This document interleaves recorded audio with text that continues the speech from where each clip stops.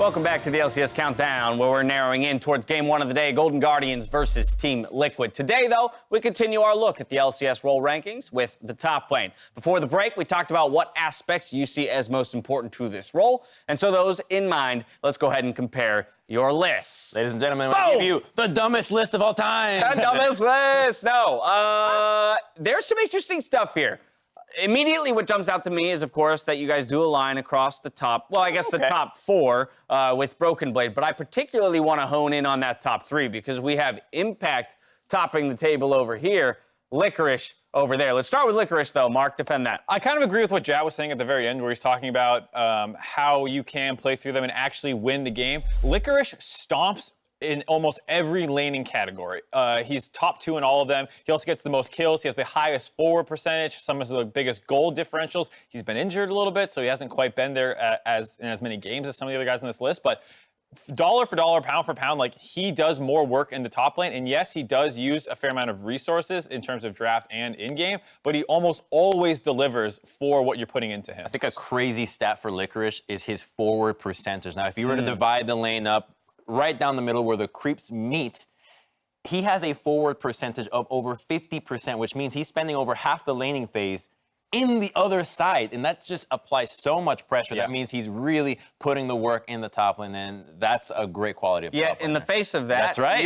you went ahead and threw Impact above him in the standings, so why is that? Well, to me, Impact is a player that is just so consistent, but he's not consistent in the sense that he's going to always deliver. He kind of feels like he plays however he wants at all times. And if he just randomly decides, you know what, today I'm just going to carry, he seems to do that. And his teleport usage in particular is one of the things that I really like about Impact out of all of my other top laners. His ability to use TP to help the bottom lane, to help out another lane, or even just teleport to a ward to let your jungler get a scuttle is really valuable for me. I think the teleports are just so important for top laners that I have to favor him over it. May I suggest the word reliability? Reliability, then, right? yes. Because you can rely on whatever output you need from him. It's not always the carry potential maybe that Licorice shows, but he will give you what you're looking for. How about you, Mark? What are the reasons why Impact falls into number 2 behind Licorice, or maybe you don't index into those things that Crumbs I does? mean, like here's the Licorice, thing. right? Yeah, the thing is, like, what Crumbs is saying about, like, playing to the level of his opponents is something I think Impact does a little too often in regular season. Come playoffs and international, suddenly he's so good out of nowhere, when in reality, I think it's what Crumbs is talking about, where it's about how much effort he's putting into that particular game. And so, like, in terms of Summer Split performance, He's number 2. He's number 2, but I love his performances in, playoffs and international stage. Fair enough. Then let's talk about number 3, because Hauntzer, you both align, top 3 here, but he's on a team that currently sits in 6, so there's a little bit of a discrepancy there. This man is the most left alone top laner we have. He really gets little to no attention, yet his laning stats are impeccable. He's always ahead in experience, gold, CS, just doing so much on his own. Unfortunately, it's not translating to as many wins as you'd like to see. So to me, the fact that he's left alone so often and still manages to succeed is a really good stat. However, if you compare it to who he's left up against, okay, maybe not so much, but it's just a matter of you got to give the guy credit for what he's doing, working with so little. Doing a lot with little. And it shines a light on the rest of them. Like, we're talking about FBI having 20% jungle proximity. That's because Hauntzer doesn't need any to still win his lane. And then it becomes, well, why isn't the team winning? And it's hard to be like, oh, the guy with those impeccable stats without any help is the problem. All right, fair enough. Let's move down the list. We're going to jump down to Ruin. I want to talk about him because CLG is a totally different team from where they were in spring, and to a degree, he was the major change, right, between the 2 splits. But I think a lot of times when we talk about CLG's success, we are pointing towards Wiggly. So I kind of want to get a barometer for how good Ruin actually is. He's a bit of an X factor because statistically, he's actually second in most death. It's just 1 behind huhi, which is something that you don't really want to compete for this stat. Yet he continues to work very well with the team, right? He has good synergies with Wiggly, and when it comes to team play, he works well, whether it's peeling for a Baron, whether it's making a teleport to the bottom lane and helping out Bio and Stixxay. So the team play and synergy aspect for Ruin, to me, is what aligns him in the top 5 or top 6 in Mark's ranking. And even yesterday, we were speaking to Broken Blade, and he ranks him as one of the most top-tier top laners we have in the league. Yeah, I think it's hard to put a number on. Stats are pretty pedestrian, but then you can't remember any of those deaths. It's not like, oh, yeah, he has a lot of deaths, but like which one cost them the game? I can't really tell you. So that's why it's hard to think about how good or bad he is. So then let's talk about the deaths leader in huhi, because I do think, to your point that you just made, Mark, sometimes we do see a death from huhi and we go, that may have been game losing, but in general, oh, how far this man has fallen from where we would have ranked him a couple years ago. Well, it's not just the number of deaths, it's the other resources he's getting too. He plays Rumble and Cassio, not super common champions in the current meta. It seems to put his team out in draft to have to do weird things, which they seem down to do, but then he also picks up the most of Lyra's time. He has the most jungle proximity of any top laner playing, and he doesn't really get great results for it. So, you know, we talk about strong side players getting results, but not, you know, they are getting help, and then weak side players not getting help. He gets help and doesn't quite deliver, which is why he's fallen pretty far, but he still has a lot of skill and still has a fair amount of other good stats as well. I think the best example is yesterday when they were up against Team Liquid, and then Lyra sticks around in the brush, waiting to look for the gank, and then they're missed time, so then they end up going a tower dive that gets fumbled. So that adds so much time to Lyra's time spent in the top lane, yet the result was just terrible because it didn't net you what you were looking for. So it commits so many resources, but the lack of synergy does not translate it to anything that wins you the game. Just a point of clarity, I know some people might be looking at Lorlo at the bottom of the list and say, hey, what about solo? Basically, we decided to look at current starters. Otherwise, you'd be making, you know, 14. Right, a 14-person list. You'd be looking at someday and trying to figure out where he goes, and we haven't necessarily seen him on the LCS stage in quite some time. So Lorlo takes the spot of solo simply because he occupies the starting position. 1 minute to go before the game starts. Let's go ahead and take a look at predictions real quick. Oh boy. And there's only one difference. Comes from that third game of the day. Putting your faith in Optic over TSM. That's Why is that? So I want to make moves to get ahead in these prediction games. First of all, I'm not trying to go even. I'm trying to win this. I like it. So Optic yesterday just got rid of their 0-2 slump. And TSM was very sad about their loss. It was very obvious that they struggled to win against Golden Guardians. So to me, the fact that they lost the bottom lane and then Optic did really well in the bottom lane matchup might speak to me that Arrow and Big could pop off and start snowballing through that matchup. So I think that if Optic has the same game plan, or at least concise game plan that they had against Echo Fox yesterday, I think that this could be a win for them. What's the key for TSM? You're not Echo Fox. There you go. That's why they won't move top. There you have it, ladies and gentlemen. TSM is not Echo Fox. And with that, we're going to toss it out to the Battle Arena for the first game of the day. Not Echo Fox.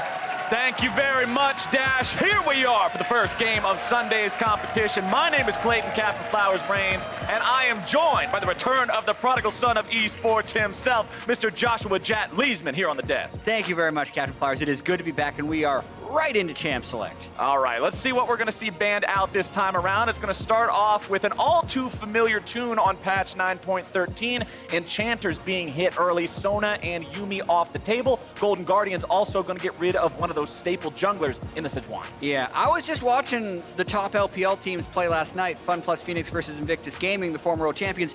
No one was playing Sona or Sejuani, so I do want to point out it's a regional difference, but also want to point out not that bad to ban against TL because Doublelift and CoreJJ have played the Sona bottom lane twice and also not fallen behind on it, unlike everyone else, so smart ban. And we also got to see Team Liquid play with both Karma and Yuumi yesterday, having an absolutely incredible showing on a composition that ran 2 supports, 1 tank, and 2 carries. Won't get to see it here again today as the Karma is banned away. Jarvan also banned out. Golden Guardians paying a lot of respect towards Xmithie over here, trying to keep him off of those top-tier picks. Yeah, trying to keep him off his easy mode engagers, but it's going to be hard to keep him off of also the Skarner and the Olaf.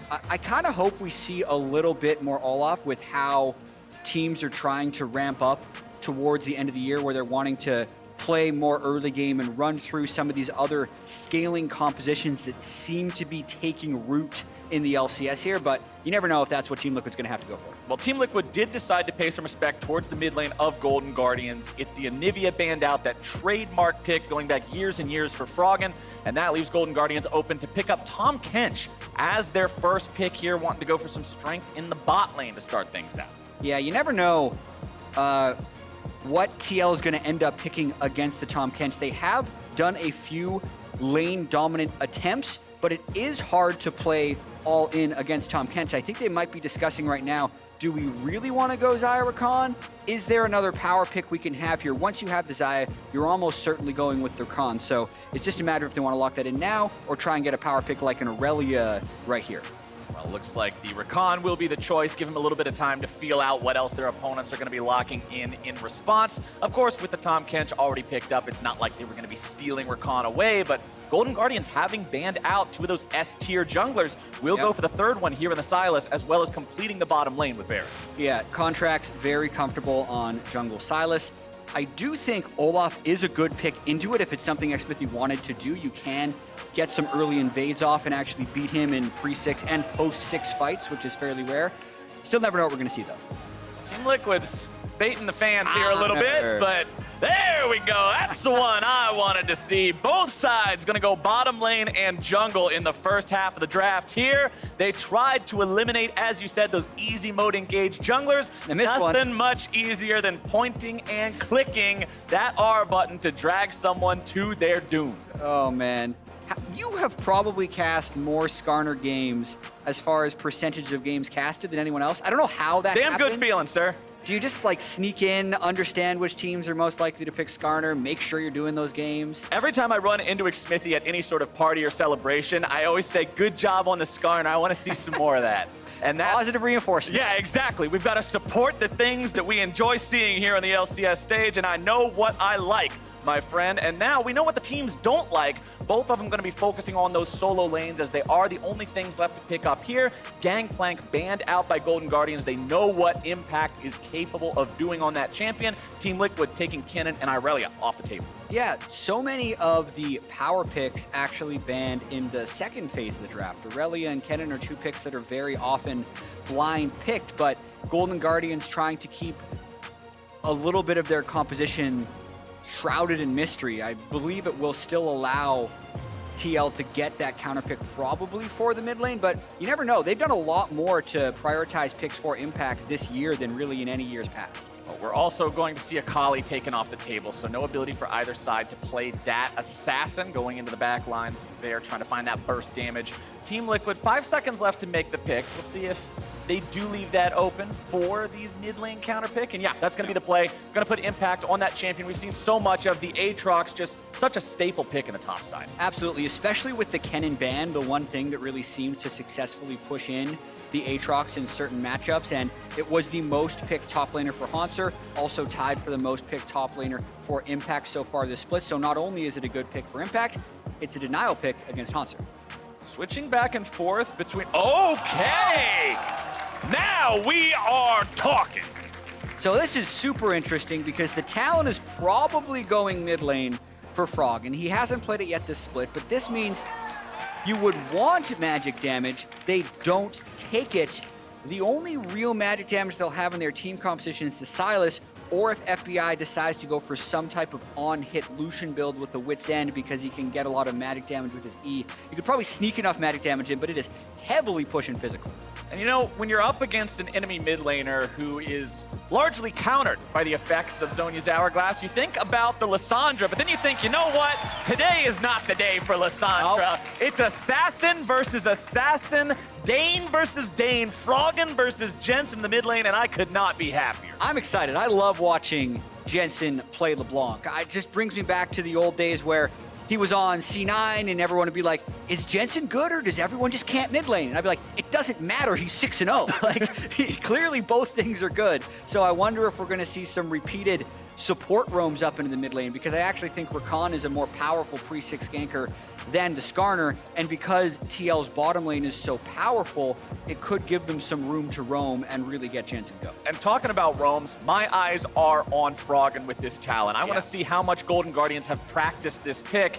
Anybody who knows Talon knows he doesn't win by sitting in lane and clearing waves and grabbing some levels. You got to move around the map, make those ganks happen, utilize the mobility that he has going over all those cliffs. Yeah, Talon can be a great pick, especially if you're able to follow up on other people's engage, which Golden Guardians is hoping to be able to combo with Varus's ultimate or something that Sylas steals.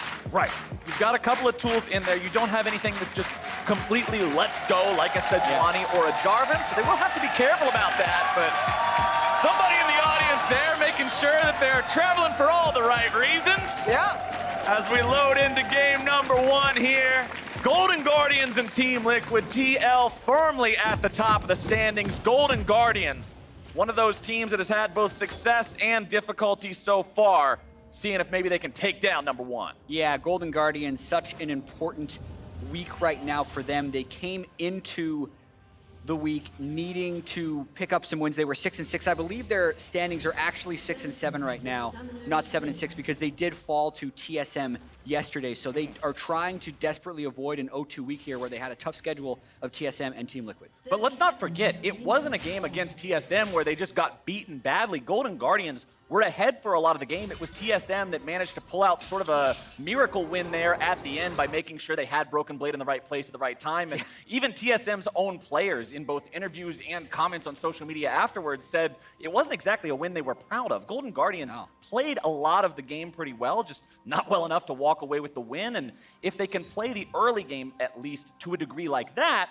they could have a chance here. Absolutely, and thinking about how Golden Guardians got that early lead on TSM yesterday, it was repeated ganks bottom lane. FBI and huhi did a very good job bouncing turret aggro. They got first blood off of a level 3 dive in the bottom lane, so you do wonder if that's what Contractz is looking for. I would say probably not against Rakan, and they would more so look to combo around Renekton. We had a Jat stat this morning. Renekton is the most picked top laner in the LPL, but this is actually now only the 4th time someone's played it in the Summer Split of the LCS. You gotta love how volatile the LPL is, with everybody wanting to play these champions that can go so good or so bad in lane. And honestly, I'm really excited for that in both solo lanes here in this game, because it's not like somebody's just got some easy scaling meatball that can go low econ. You've got 2 assassins, you've got 2 big heavy bruisers in the top side.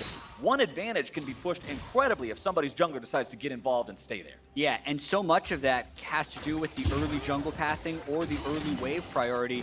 Both junglers are going for the high XP clear. That's when you see red buff to Krugs. Not only are Krugs the highest level 1 camp, they actually have experience reduction at level 1. They're worth even more when you come back for them. So both junglers trying to get that out of the way as soon as possible. And Xmithie already trying to have an influence on this mid lane. Froggen probably not having the ability to jump up the walls here early, so Xmithie seeing if maybe there's a chance for Froggen to try to jump in onto Jensen at level 2 and punish that, but there will not be any such opportunity. That means Xmithie can wiggle his way down to the bottom part of the map. Contractz is 3 take though. care of these camps. Contractz not going to find himself any sort of a stun there. Jensen, easy dodge away with a distortion. Yeah, and now that was interesting because Xmithie was fairly telegraphed in what he did on the jungle side. You can see Contractz knowing he can fairly safely steal the Raptors right now since Xmithie walked through the mid lane. And both of these junglers are starting off with the Hunter's Talisman, which means as long as you have AoE in the kit, the Raptors are an incredibly safe clear. Often you can heal up without taking any significant damage over the course of that fight. You saw it right there with Contractz. Xmithie will continue clearing through the bottom half of his jungle here, but with the bottom side of Team Liquid pushing up into the turret of FBI and huhi, doesn't look like Xmithie's going to have any chances for any sort of involvement in these lanes. Yeah, absolutely. And you can see if you're just paying attention to the minimap like Team Liquid is, the bottom lane is so pushed up because they absolutely know where the Sylas is going to be. So there's absolutely zero threat of an early gank there, and they're trying to take full advantage. Which I absolutely and wholeheartedly support. You're up against Tahm Kench, push him underneath the turret. Make him try to struggle a little bit to grab some of that farm, especially up against somebody like Varus. Looking at the keystones, you can see FBI with Comet on the Varus. Could be in some trouble here. He's going to be ignited, nearly taken down. First blood over to CoreJJ, burns him to ashes. Yeah, and that was a combination of great play by CoreJJ and pretty sloppy play by the Golden Guardians. The wave was going to crash anyway. CoreJJ knew exactly where turret aggro would be, was probably about, I don't know, 10 units away from drawing turret aggro on the engage. Doesn't, gets the knock up onto FBI. FBI probably thought the engage wasn't gonna happen because A, he had a Tahm Kench standing next to him, B, he thought the turret would go on him, but CoreJJ gets the double knock up, so they get most of the damage out anyway. It's because CoreJJ positioned it so perfectly trying to catch both of them. And the point I was going to make right as the engage came through, look at the keystone on FBI. That's Comet. That signals lethality Varus to me, which means if you fall behind early to a traditional crit marksman like a Xayah, your team's going to have a bad time keeping up in teamfight damage. Woo! Mid lane Jensen, he's all right. The clone goes underneath the turret to make sure that at least something falls over in this fight, but he'll survive. No summoner spells expended. Hauntzer and Impact might be getting into yet another 1v1 here in the top side. Hauntzer's able to find plenty of damage here to start things off, but Impact may just have his number, forcing out the flash. Yeah, that was really close, and Hauntzer was wise to flash that since Impact would have been able to execute with a flash Q3. huhi going in. Going in for this 2v2. Doublelift's gonna be taken pretty low here. huhi also gonna be losing some health, but missing the tongue means Doublelift walks away. So close to getting it all in there. I do talk about how sneakily powerful the Tahm Kench all in is. However, here comes Xmithie, flashless Tahm Kench. Skarner's making his way into the fight. huhi's already gone. FBI trying to get himself away. It's a 1-for-1 so far. Xmithie looking to escape Hauntzer as Impact also makes his way down into bottom lane to protect his jungler. It's a bloody one. Strong teleport usage for both top laners, and even if you have these two really great gank assist top laners, they both using their teleports bottom lane to deal with Doublelift and CoreJJ, as well as what just seems like this Golden Guardian's addiction towards ganking bottom lane, where Hauntzer basically ends up playing this 1v1 game, matching teleports bottom. But we're gonna watch this one more time, and basically huhi just sees he's gonna be able to get the eat off onto Doublelift, exhaust him to get slow, uses his stick skin at the right time, and puts down all the damage, and right there, he flashes too far to be able to get the Q. And I believe prior to the 9.14 patch, really all he had to do was flash on top of Doublelift, not past him, and the Q would just auto hit. It has like a little arc. Yeah, it's like an arc in front of him as the tongue shoots out. So it actually would have been quite easy for huhi to pick up that kill with a little bit more familiarity on Tahm Kench. Bit of a costly misplay there, but Golden Guardians are still keeping themselves within a couple hundred gold of Team Liquid. Contractz not yet level 6. You can say the same for Xmithie. But Contractz and Hauntzer are going into enemy territory, capturing the Skarner Spire, setting down the control ward, and looking to take away that red buff. Froggen also rotating over to the back end of this red buff terrain, making sure he's there in case Team Liquid attempts to contest. Froggen will throw out the rake, but won't find a whole lot with it. Just the first half there onto Jensen, and Team Liquid will just concede that buff. Xmithie now has the ultimate ready to go. Predator also armed here, seeing if maybe there's an opportunity to make a pull. Won't find it. And little stuff like we just saw there, as FBI takes a butt, he's dead. Wow. Clean. All right, so there's little stuff that TL does in the top side that I don't think necessarily gets that much credit because it's hard to see, and that's how they deal with enemy jungle pressure, like the fact that they only gave up red despite there being a 3v2 and was still able to secure Scuttle. Then there's more obvious stuff like this, where they just see a kill where clearly FBI didn't think it was possible, otherwise he wouldn't have stepped up that far, and it was free. That kind of is just LCS and even Worlds level experience that Doublelift and CoreJJ have that FBI doesn't. He has to wait for that wave to crash. That's actually the second death he's had where he needs to just sit near his turret because he is actually in kill range and doesn't realize it. Misplays from FBI adding up here in the early game. Team Liquid about a 1,500 gold lead up over the Golden Guardians. Doublelift losing a little bit of health down here, but considering he's still got the ulti on the Xayah, he's not too afraid.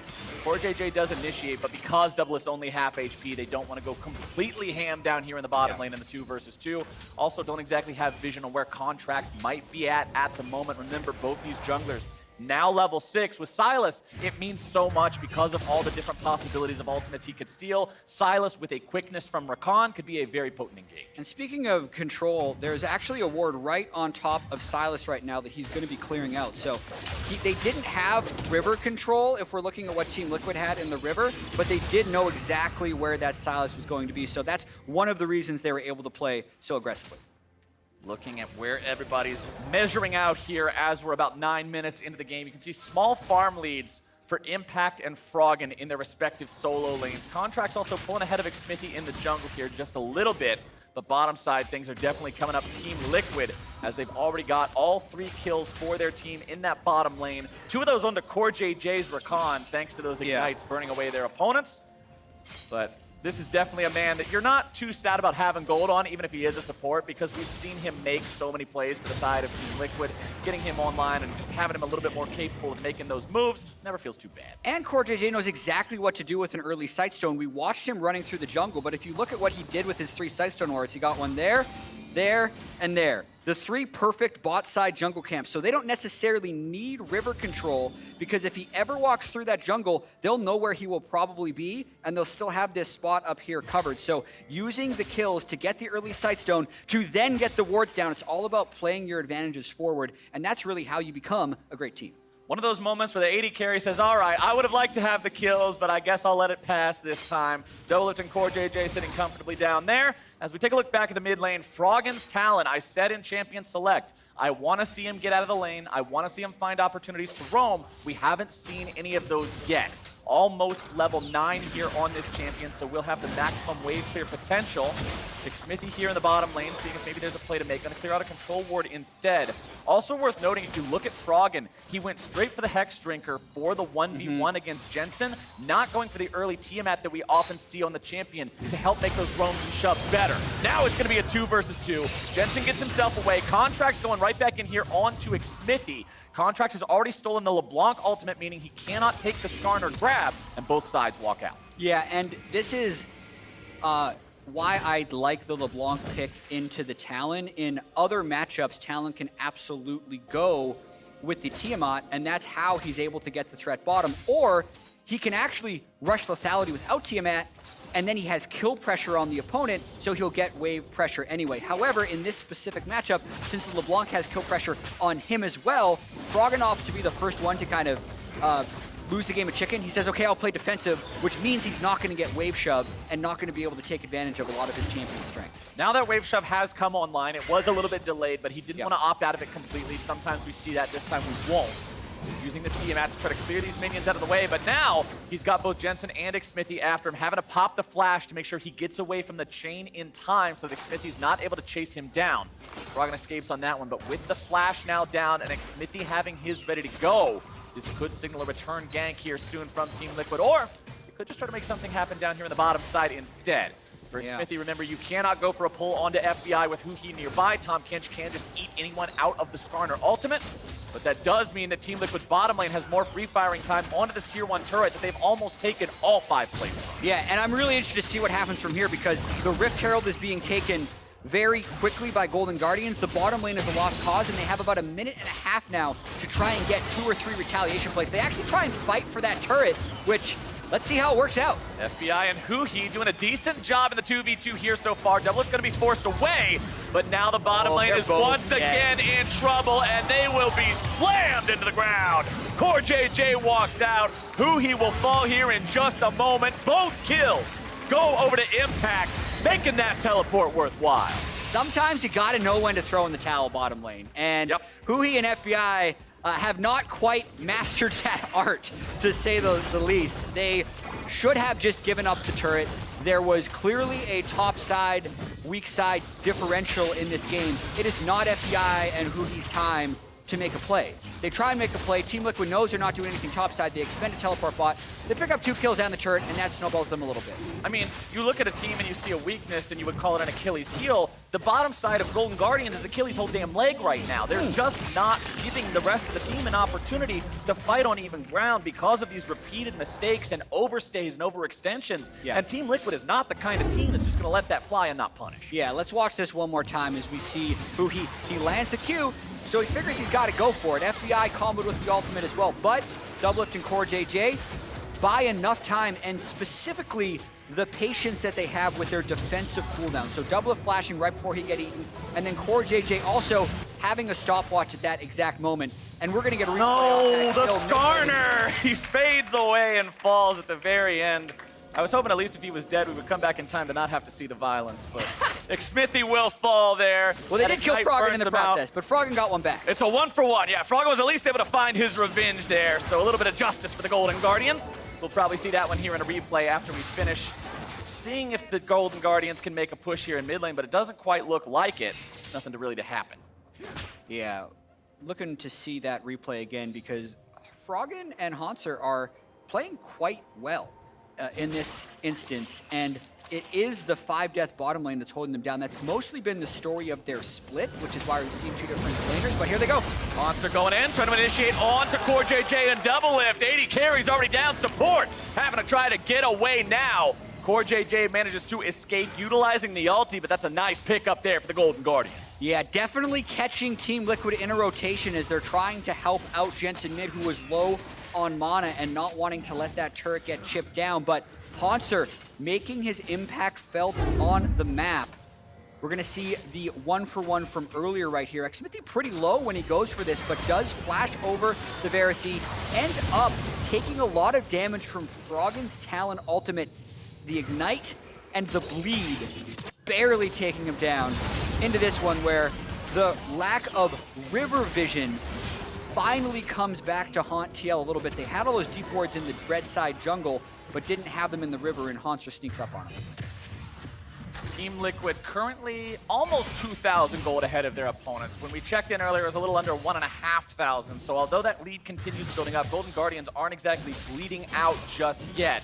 Looking at the inventory of Hauntzer, went ahead with the Phage, but now also has the BF sword to just build more towards the Spear of Shojin immediately instead of completing Black Cleaver first. Wants to make sure that he's got that cooldown reset capability to win out, not only in 1v1s, but also have a bigger presence in team fights. Yeah, I'm looking forward to seeing those guys try and duel in the side lanes. It's going to be very ultimate reliant for Hauntzer, especially once he does get that Spear of Shojin, and the fact that Impact has been able to pick up 2 kills with teleports allows him to get that side lane priority on the Aatrox. Froggen is flying around the map though. Froggen trying to do what he can to get into this bottom lane in time, but Impact's able to get back.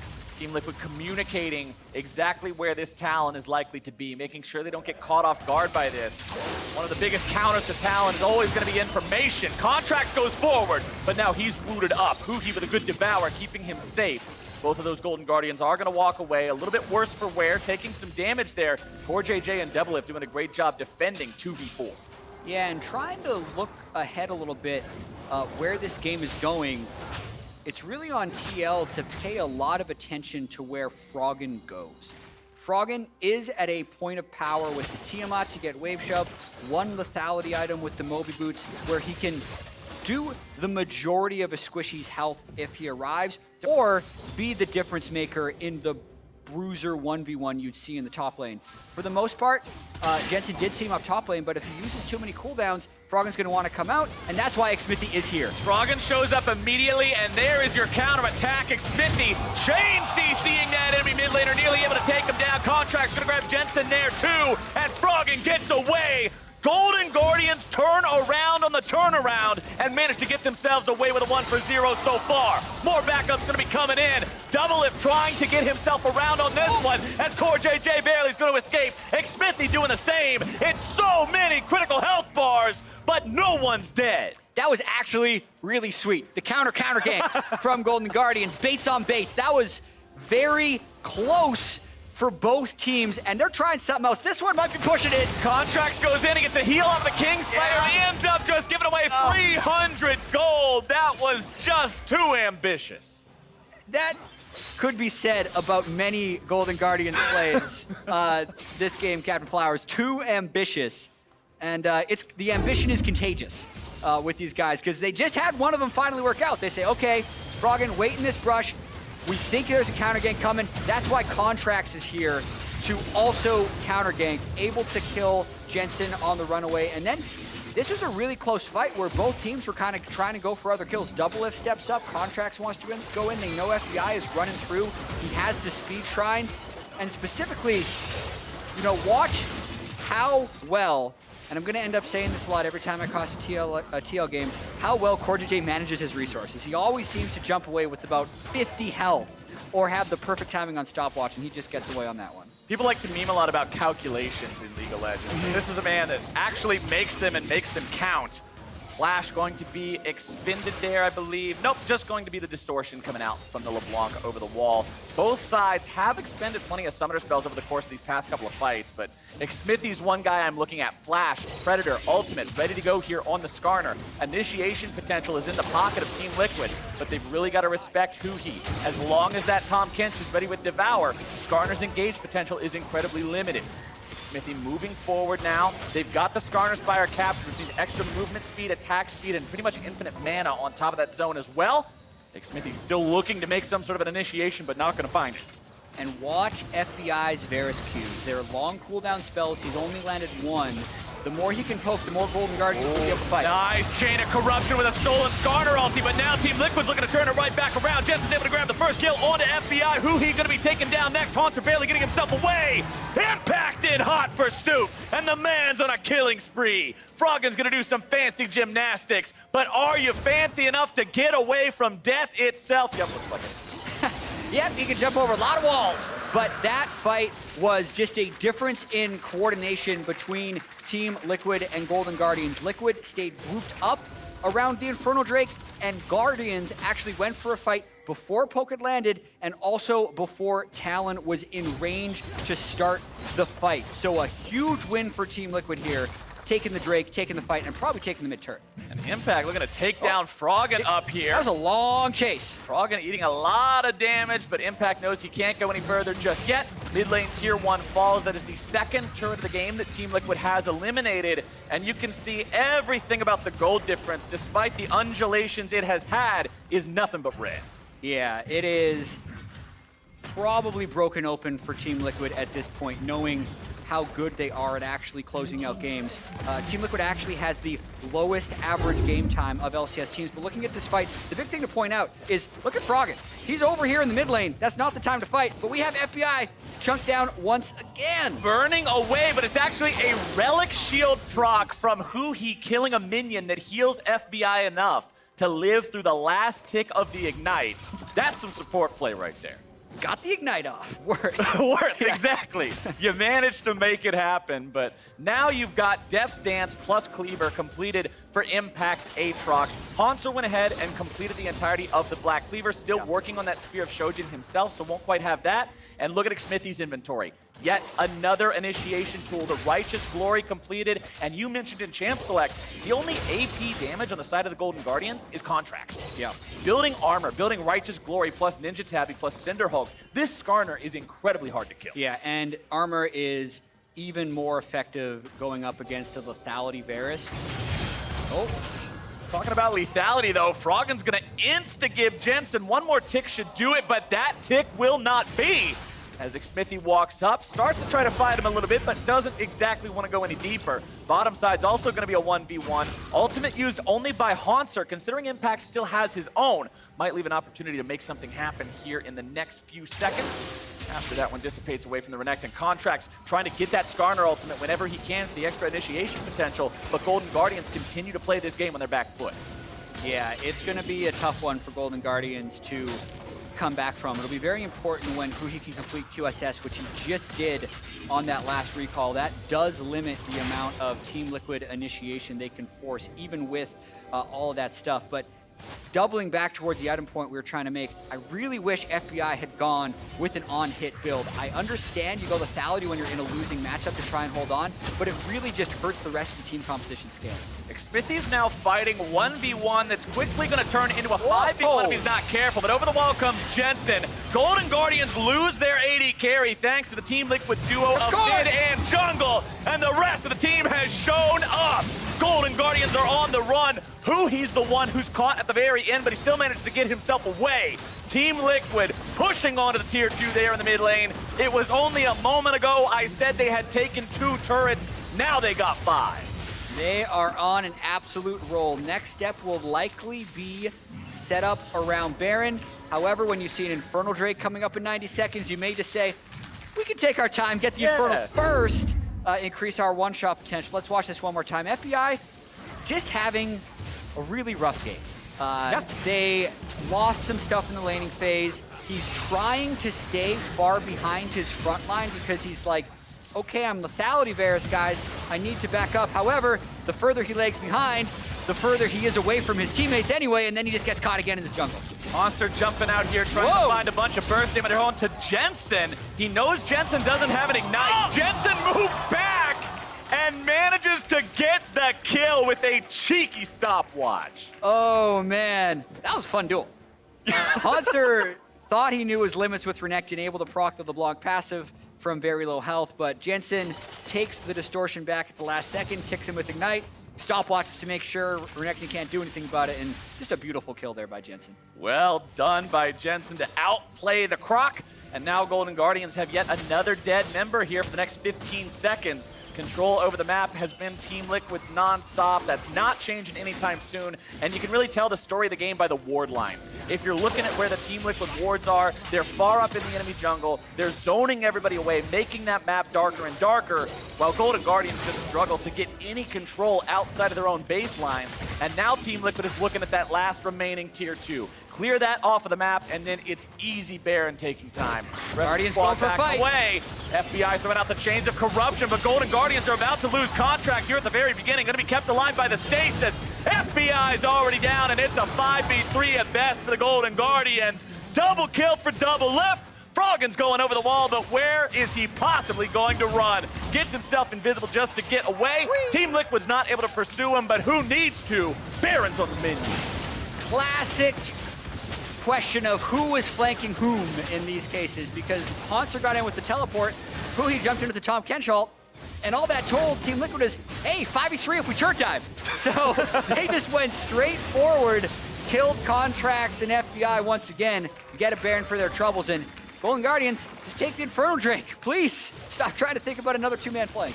Golden Guardians will at least secure themselves an Infernal. One very thin silver lining on the dark cloud that is plays like this. Yep, so as you see, Tahm Kench, Renekton, and Froggen all thinking about the flank, and they forgot about the rest of the team. Doublelift and CoreJJ know exactly where to go, make short work of the jungler and the AD carry, and then very easily kill the solo flanking Tahm Kench. 1 and 10 for the bottom lane of Golden Guardians. Contractz 1 and 3 now on the Sylas. Everything Team Liquid wants to happen is happening. Froggen about to fall now here as well. That's been the one thing that's been slippery for them. They'll finally grab the kill onto him. Xmithie gonna fall here in the base, but it'll ultimately just be a 1 for 5 as Team Liquid cleans out the rest of the Guardians and goes for the game push. Yeah, and this is gonna be 2 sub-30-minute wins this week for Team Liquid, Captain Flowers. This win will clinch them officially a playoff berth. Not that that was ever really in doubt for this Team Liquid team, but they mentioned wanting to take care of business here in the Summer Split, and they do so this week. Golden Guardians Nexus falls 27 minutes into the game, and Team Liquid continues to show why they're #1. Incredibly solid win for Team Liquid. The strengths of Golden Guardians exist in their solo lanes. Team Liquid just held completely even though sometimes you could say with Jensen and Impact, let's try and play through those. They don't have to. They smash the bottom lane. They attack Golden Guardians where their 2 most inexperienced players are. They take that turret, and then they never look back. It was all about the wards. It was all about the transitions, every team fight. It goes to show why they've won 3 splits in a row. That bottom lane difference just in 2v2 was one of the most stark that I have seen in a long time. It was just a pure outclassing on a mechanical level, on a decision-making level. Everything was in the favor of Team Liquid that time around, and FBI and huhi are going to have some VOD review to do after this one. Yeah, it is a tall order. I mean, you have the last year's worth of MVPs laning together. Doublelift 2018 Summer, CoreJJ 2019 Spring. It's impressive. That's why this Team Liquid team is first in the league. And they just keep getting better and better. It's true. Like, I mean, for the longest time, and Team Liquid was also a part of this, I feel like, when they first came together and started winning the first of their 3 splits in a row, they kind of fell into that same rut of the best North American team is also the slowest North American team that just wins by outscaling because they have better players. But this team has done such a good job of saying, no, we don't want to be that. We want to be better in the early game. They've refined and focused on having a better early game and a more decisive mid game, and I think it's working wonders here. And I think that's really important to talk about because they are playing faster. They don't need to draft faster, which is kind of a cool thing. I look at the composition they played yesterday. It was a bunch of shielders and tanks. Old Team Liquid, you'd think, oh, this would be a 42-minute snoozer. And while the game was boring because it was low kills, they still won in under 30 minutes. Right. And then in this one as well, it's not like they picked this overwhelming amount of Caitlyn early game power. They just won fast because they've been working on playing clean. Right, we didn't need to see 5 items on the Xayah for the Nexus to explode. Team Liquid had a very convincing one here today, and for more on it, Pastry is standing by for an interview with Team Liquid's Dane in the mid lane. Take it away. Thank you very much. Yes, I am here with Team Liquid's Jensen, as TL have officially been the first team to clinch playoffs for Summer 2019. I can tell you really thought about it a lot before this match. I want to ask you, though, about the mid lane matchup there, because we've seen a lot of not so exciting stuff, but LeBlanc into Talon. Can you tell me about that matchup and kind of your thoughts on it? I've never really played this matchup before. I played it a bit in solo queue, but I thought it just makes sense because Talon is an assassin that wants to go in, and then once he jumps in, LeBlanc can kind of counter that, and we have Skarner too, so it's really hard for Talon to do anything in team fights, so it was just a pick that made the most sense to me. You can tell that Team Liquid's kind of been doing a lot of different experimentation, kind of really ramping up, still holding into that first place, but as someone that has now won a championship and is kind of making another leap into playoffs, is the season that different for you now that you've already won? Yeah, I mean, I don't know. I would say I put a lot more weight on regular season in the past, but now I'm mostly just thinking long term. Like, I'm not like, it's not that I don't care about the regular season, it's just I don't put as much weight on it. Like, I don't care if we have like super good standings. I care more about like the long-term growth of the team and just making sure that we're able to play, any sort of styles, even if it means experimenting a little bit and trying some new stuff and, losing a few games because of it. So yeah, mainly just focusing on playoffs now. And with that focus onto playoffs, now clinching a berth at least into the top 6, and of course looking for that bye, who do you think is going to be your biggest challenge kind of ending through the season and then moving into playoffs? That's a tough question. I'd probably say ourselves. I don't really think any of the teams look super amazing right now, so it's hard to say. I mean, usually TSM does pretty well towards the end of the season, and same with C9, so those are always two teams that you kind of look out for, but right now, I don't really think there's any team that really challenges us too much. That's a good answer. Thank you so much for talking to me. Congratulations on the win today. We're going to throw things back now to wrap it up at the State Farm Analyst Desk. Thank you very much, Pastry Time. Team Liquid, the first to clinch a playoff spot, although, as mentioned by Jat, that was really never in question when it comes to our defending Spring Split champions, but they've done it. They're in, and they do it with a victory over the Golden Guardians, one of our bubble teams, right, trying to make it into that final, sixth playoff position. So I want to dive into draft because a few interesting things happened here. Number one is that we had the double assassin mid lane matchup, but perhaps more peculiar would be that Tahm Kench first pick that you would attribute to the old version of Golden Guardians. Yeah, the old Golden Guardians would have Deathly and Olay play safe in the bottom lane and specifically run Varus and Tahm Kench. This was their bread and butter, and suddenly now you're running the exact same bottom lane with the guys that you're trying to camp that you wanted them to be a lot more aggressive like we saw yesterday. So is there a chance they forgot that they were playing with FBI and huhi instead of Deathly Olay here? Because this would have worked if it was the other bot laner. Well, it's also, they might have forgot that there was a Skarner that they were playing against as well. You heard Jensen in the interview saying, like, I was surprised, he picked Talon when we had Skarner, so it's kind of hard for him to do things. And we saw that yesterday as well when the Zed, people keep picking assassins into Skarner. It's super solo lane focused. Renekton, Talon, this is like go solo lanes forever, never touch bottom lane. So it was so bizarre to see the attention go towards the bottom lane. That's what makes it more peculiar, right? Okay, fine, you threw us a curveball in draft. You're not drafting for winning bot lanes anymore, but as long as you play towards that, it's going to make perfect sense. No, not what happened. All the attention goes to the bot lane, as would be expected of these teams from the outset. And of course, when you're looking across the rift at CoreJJ, Doublelift, and Xmithie as the three that you have to challenge in the bot lane, you are quite literally doomed. Well, not only did CoreJJ and Doublelift find multiple solo kills in the bottom lane, in fact, most of the attention in the bottom lane was given by Xmithie and not from Contractz. So the jungler from Team Liquid was much more involved. This would have been really nice. This could have actually turned a lot around for Golden Guardians if the Tongue Lash would have connected.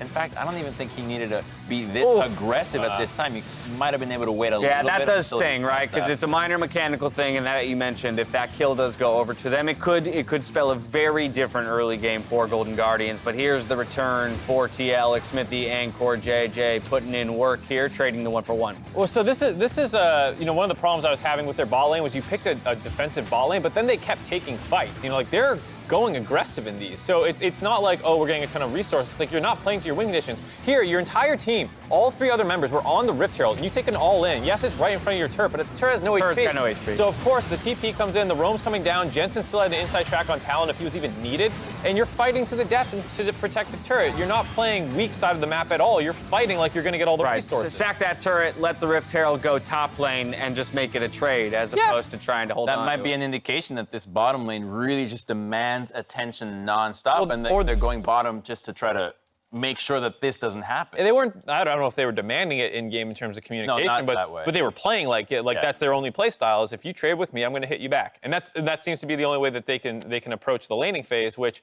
when you're playing TK Varus without getting that much jungler attention, it's not going to go that well, especially against the best bot lane in the league. Right, and only diving this deep into the bot lane because of our discussions at the beginning of the day when we talked about those bubble teams, the ones who are trying to secure the final playoff positioning, Golden Guardians being one of those. And we so much discussed the idea that, hey, we love this bot lane focus you guys have landed on, this aggressive style with FBI and huhi, put huhi on playmakers, let him roam once they get control, keep indexing into this style, keep refining this play style.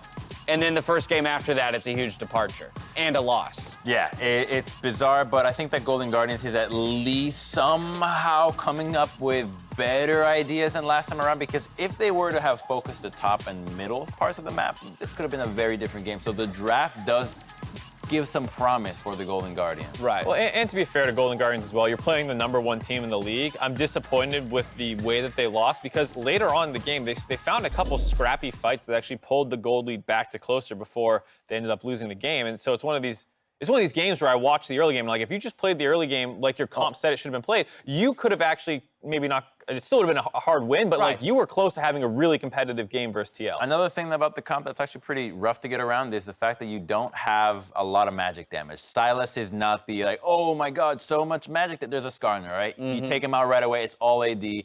The armor stacking can be really easy. Zhonya's rushes, Ninja Tabis all around, so it's pretty difficult to navigate if you fall behind. All right, well, TL locks it up here with a win over the Golden Guardians. Golden Guardians, not necessarily worse for wear, still sitting in 6th position. Up next, CounterLogic Gaming looks to take down 2nd place, Cloud9. We'll see you here after the break.